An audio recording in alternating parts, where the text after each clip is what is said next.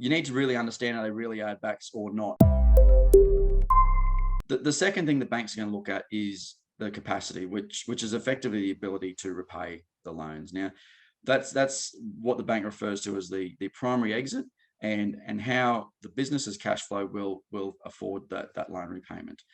So traditionally, the bank's going to look at a forecast or some sort of document of what the future earnings of that is going to be, and the capability of the management to actually be able to execute on that forecast. So it'll be important for the bank to understand what assumptions you have made in regards to that forecast. If you're buying a business that is complementary to an existing business, then how are you creating synergies between the two businesses? Is there ways that the both businesses can leverage off each other, potentially saving on costs through shared resources and those sort of things? So they're the assumptions the bank's going to want to understand in terms of your forecast as to how that loan is going to be repaid. Yep. Just on the cash flows, Scott. Yeah.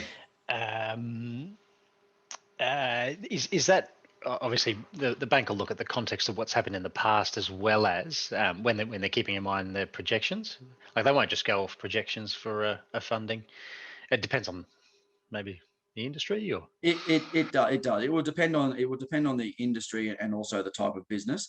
So the other important factor there is the vendor figures. So if you are buying an existing business, there will be some vendor information on that.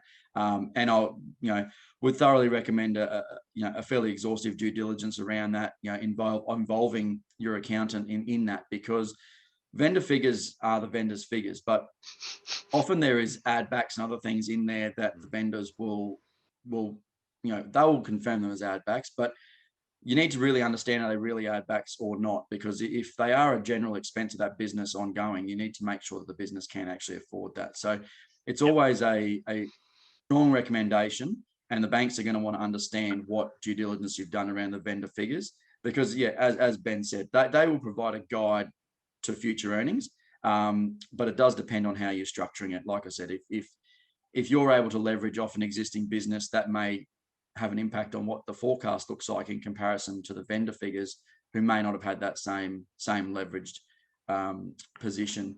Similarly, if you're acquiring a fairly new business, it may still be developing cash flows, and the vendor figures may not have a huge amount of relevance. So it is a case-by-case basis, but certainly understanding the vendor figures is key to understanding where the business is going to go.